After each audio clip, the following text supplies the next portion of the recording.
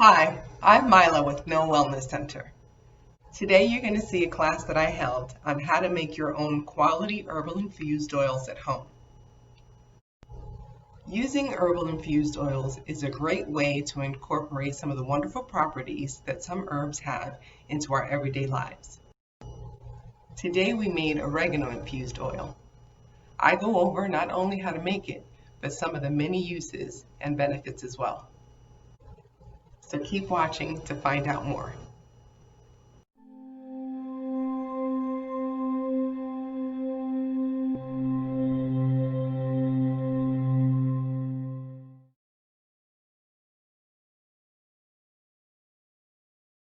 What you would need when you do go out and get your things, you're going to need a little jar.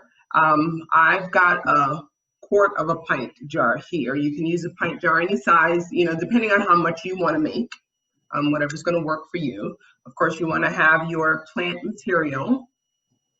You want to get some olive oil.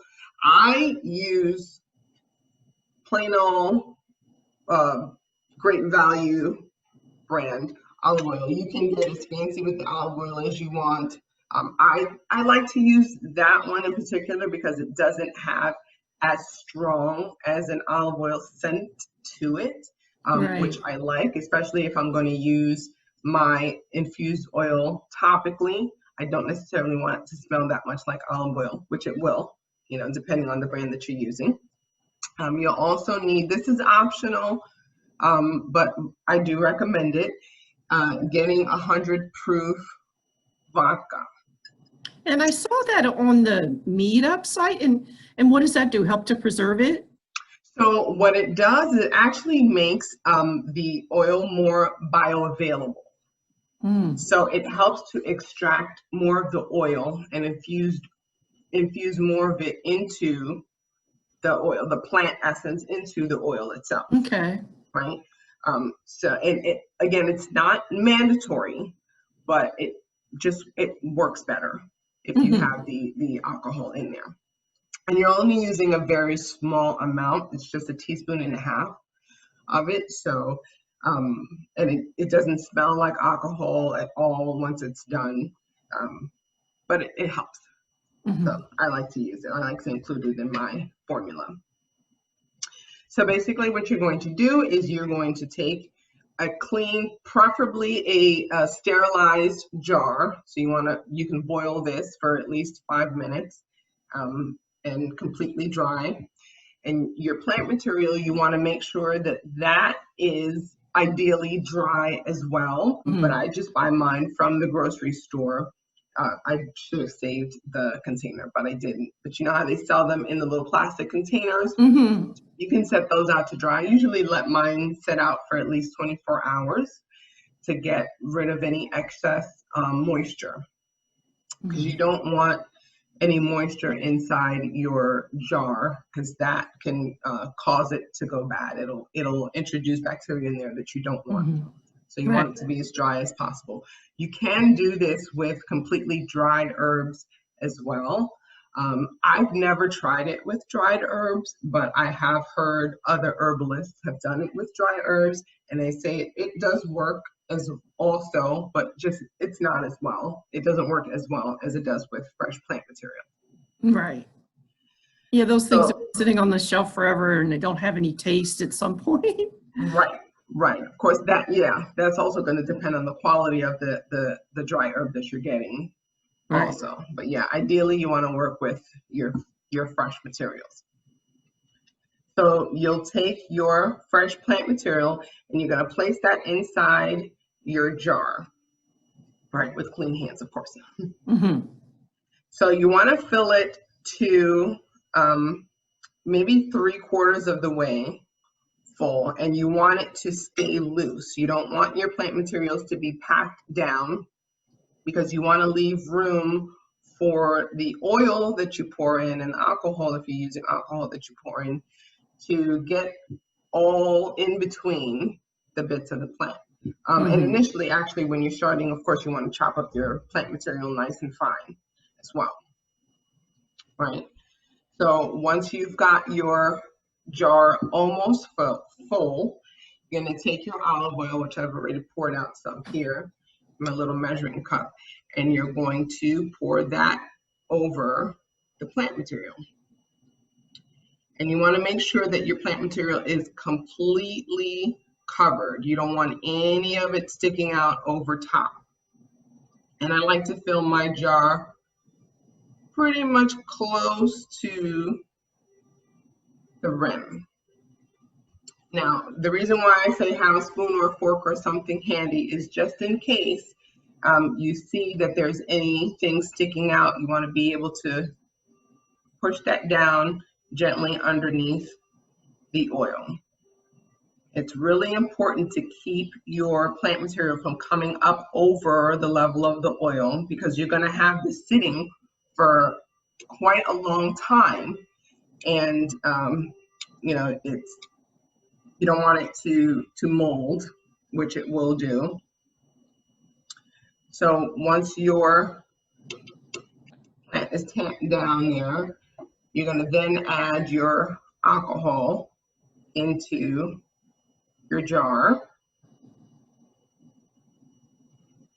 right? And we're covering that up nice and tight.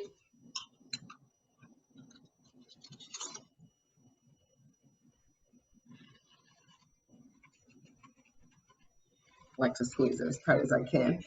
And you'll see in some places, if you look at this, if you look it up online, some herbalists will say give it a nice shake and shake it every couple of days and whatnot. I prefer to kind of twist it up instead of shaking it. And the reason I do that is because I don't want to introduce any air bubbles into the oil, which, especially if it's not filled all the way to the brim and there is any air left in there, which of course there's going to be a little bit, you're going to get those air bubbles inside the oil.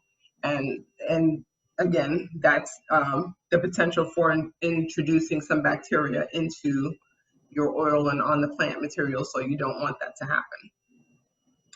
So I take this, I label it, of course, put the name of whatever it is that's in here on it. I will add the date to it as well. You want to put this in a warm, dark place. I like to set it in the cabinets above my stove so it gets some heat. It'll infuse better with heat. Cool is fine, heat is better, not too hot though. You can set it in the sun for a little bit if you want to, but you don't want to leave it in the sun, especially if if it's cooler at night, much cooler at night than it is during the daytime, especially like now this type of weather, because you'll have like condensation and whatnot happening, and that's going to introduce moisture. You don't want that. You don't want those temperature changes going on with your infused oils. So it's better to keep it inside in a nice dark place. So I actually put some out.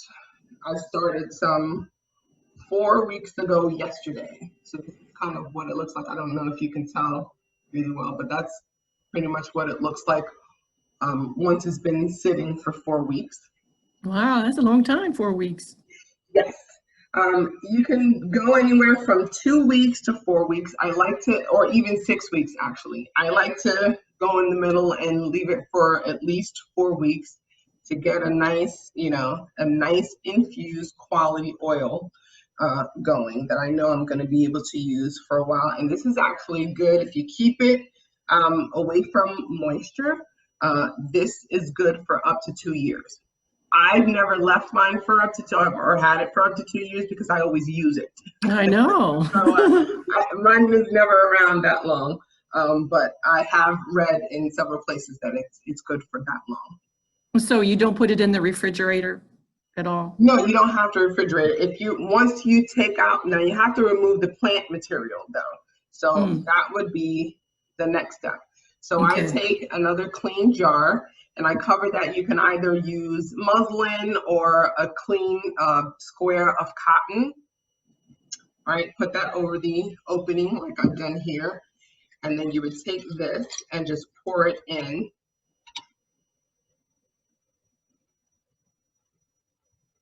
and let all of that oil, it takes a while for that to happen, but you're just going to let all of the oil drain through your cloth material.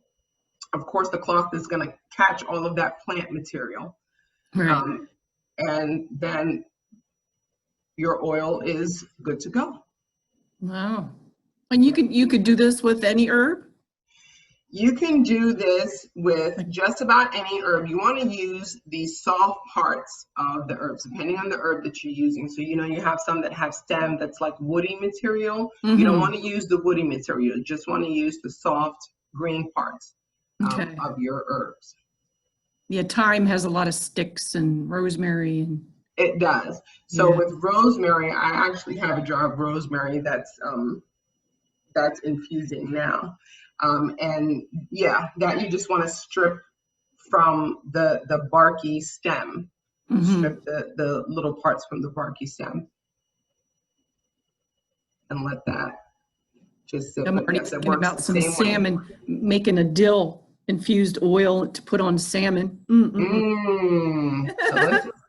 Yep, and speaking of which, these can be used, right? You can pour this over food, over salads, and you can also use them topically. Topically, they're good for like the joints, for rheumatoid arthritis. It helps to soothe the joints. It's also good for sore muscles. Oregano is also antibacterial, antiviral as well. So there are a lot of good uses for it. And internally, it's good for spasmodic coughing. Yeah, so it can be used medicinally too. Yeah, that's awesome. Yeah, I love making herbal infused oils, and they're really good for a lot of different things. Can you put all of that in these herbs too? With the infused, like what you just made? Could you put some garlic and you absolutely can. Ginger? Yep, you absolutely can. The main thing you want to do is just make sure, like I said, with these, you want to make sure that it's completely covered, so you're reducing the chances of any bacteria or anything getting in there that you don't want. Yeah.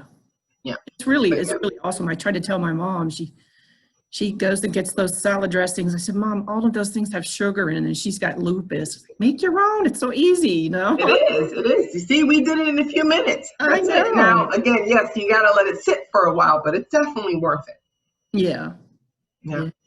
Well, cool. Very nice. So that's it. That's all done. Well, thank you. I'll stay posted to your meetups. And you're welcome. Thank you so much for joining me today. Okay, we'll see you again soon. All righty. You take care. Okay, take care. Bye-bye. Bye.